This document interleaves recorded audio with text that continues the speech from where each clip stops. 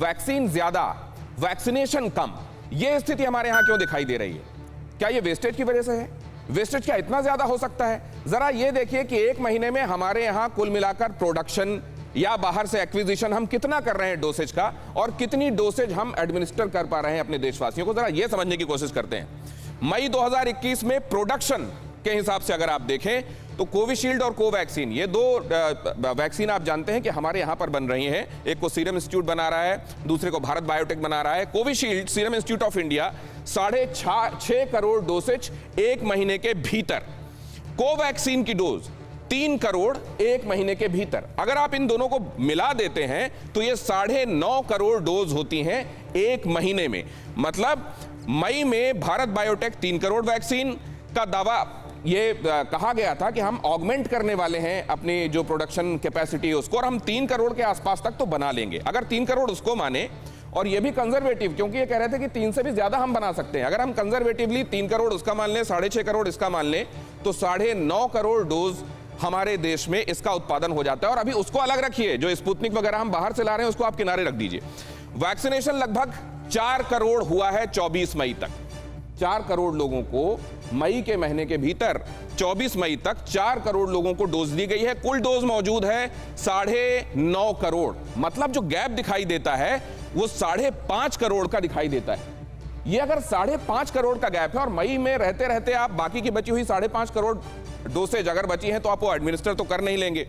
मई खत्म होने तक जो अनुमान, क्योंकि इधर ये दिखाई दिया है कि वैक्सीनेशन में एक डिक्लाइन आया है, अब वो अवेलेबिलिटी की वजह से है, कोई दूसरा बॉटलनेक है, ये नहीं मालूम, लेकिन डिक्लाइन आया है। और अगर ये डिक्लाइन आया है तो कुल 5 करोड़ डोसेज लगेंगे अगर इस रफ्तार से लग रहे हैं उस डिक्लाइन के साथ। एक अंदाजा, एक प्रोजेक्शन आप लेके चलें तो 5 करोड़ डोज लगेंगे। अगर 5 करोड़ डोज लगेंगे और इसका आप एवरेज निकालें तो ये 9.5 में से 5 जब आप घटाते हैं तो 4.5 करोड़ बच जाएंगे। और औसतन जो अंतर आ रहा है वो 14 लाख डोजेस से ज्यादा का अंतर आ रहा है। ये अंतर क्यों आ रहा है? कुल मिलाकर नटशल में, अगर आप आंकड़े इतनी बाजीगरी के साथ नहीं समझते तो भी मैं आपको एक लाइन के साथ ये बता दूं कि जो प्रोडक्शन हो रहा है वो करीब करीब 8 से 9 करोड़ डोसेज का हो रहा है। लग पा रही हैं एक अंदाजे के मुताबिक 4 से 5 करोड़ डोसेज। तो बाकी की डोसेज कहां जा रही हैं? ये डोसेज किसी बॉटलनेक में फंस रही हैं, किसी प्रक्रिया में फंस जा रही हैं, कहां फंस जा रही हैं? दूसरे तरीके से भी ये समझते हैं कि वैक्सीनेशन कम क्यों हो रहा है, जरा उसको भी ध्यान देने की जरूरत है। कुल vaccine 9.5 crore, Covaxin 3 crore, Covishield 6.5 crore, प्रतिदिन का डोज 9.5 करोड़।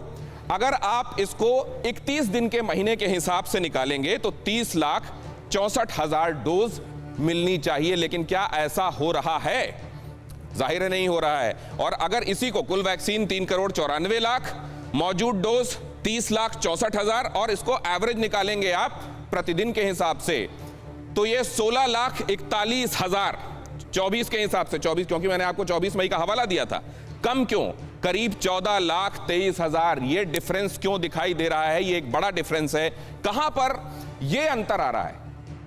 ये अंतर समझना ही, यही अगर हम अंतर समझ गए, इसको हमने निकाल लिया और इसके लिए हमने कोई स्ट्रीमलाइनिंग कर दी तो ये समझ लीजिए कि एक बहुत बड़ा हिस्सा जल्दी से जल्दी वैक्सीनेट होना शुरू हो जाएगा। आइए अब अपने मेहमानों के पास चलते हैं। डॉक्टर रवि गोडसे, हिंदुस्तान में ये सिनेरियो जो दिखाई दे रहा है, मतलब सीधे सीधे कि आपके पास कितना है और कितना आप लगा पा रहे हैं, उसमें जो ये बड़ा अंतर दिखाई दे रहा है 3-4 करोड़ का, ये आपके समझ से क्यों हो रहा है? हम बेनियाज बैठे उनकी महफिल में औरों की बंदगी का असर देखते रहे। ये क्या हो रहा है? कोविड पे शो चल रहा है, पॉलिटिक्स 15-20 मिनट बात हो रही है। पॉलिटिक्स इसमें कुछ है ही नहीं। @Dr. Godse Ravi 1 मेरा ट्विटर हैंडल है। अगर आप राजनीति का आरोग्य सुधारना चाहते हो तो आरोग्य में से राजनीति निकाल दीजिए। अभी सिर्फ 2 ही पार्टी है, कोविड की पार्टी और दूसरे कोविड के अगेंस्ट की पार्टी।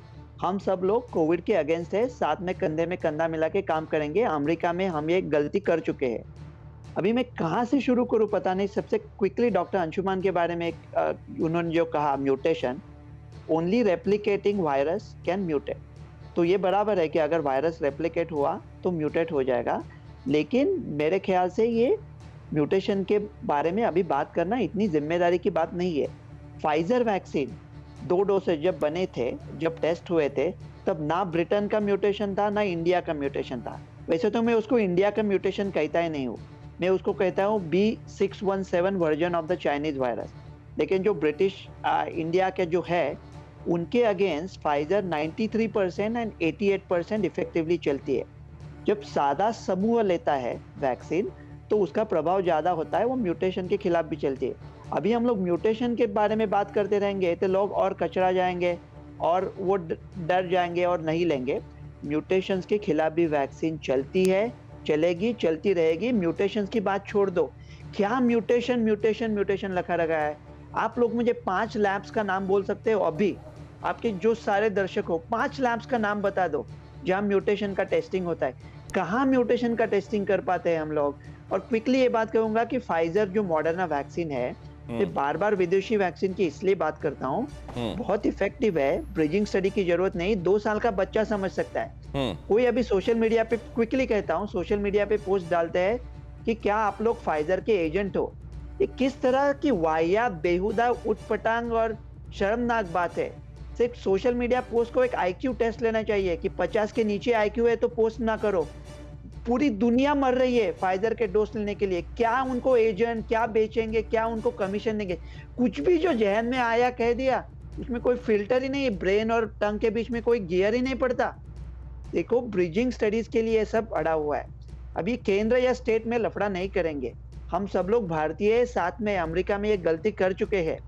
ब्रिजिंग स्टडी की कोई जरूरत नहीं आपने है। एक बात दिसंबर से एक bridging बात study में, कह रहे हैं। बाकी तो मैं समझता हूं सब्जेक्टिव है, लेकिन एक बात आपने बहुत इंपॉर्टेंट कही, वो ये कही कि अभी सिर्फ 2 पार्टीज हैं, एक कोविड कोरोना वायरस और दूसरे उसका शिकार होने वाले लोग। फिक्र आपकी, सोमवार से शुक्रवार रात 9 बजे सिर्फ TV9 भारतवर्ष पर।